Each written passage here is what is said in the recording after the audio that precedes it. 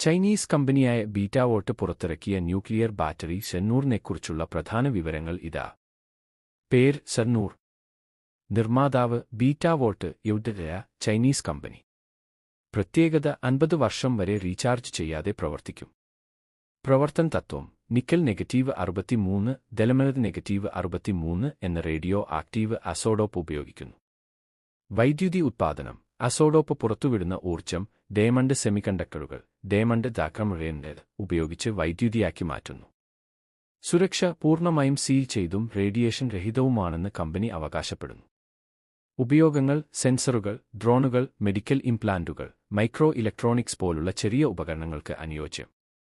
മാലിന്യം അസോഡോപ്പ് ക്ഷയിച്ചു കഴിയുമ്പോൾ റേഡിയോ ആക്റ്റീവ് അല്ലാത്ത ചെമ്പ് മൂലകമായി മാറുന്നു. മാലിന്യം അവശേഷിപ്പിക്കില്ല. നിലവിലെ അവസ്ഥ ഉപകരണം ഇപ്പോഴും പരീക്ഷണ ഘട്ടത്തിലാണ്. ദീർഘകാലം വൈദ്യുതി ആവശ്യമുള്ള വിദൂരമായ അല്ലെങ്കിൽ നിർണായകമായ സാങ്കേതികവിദ്യകൾക്ക് ഇതൊരു വലിയ മുന്നേറ്റമാണ്. ഭാവിയിലെ ഇലക്ട്രോണിക്സിനുള്ള ശുദ്ധമായ ഊർജ്ജ സ്രോതസ്സിന് ഇത് വഴി തുറന്നേക്കാം.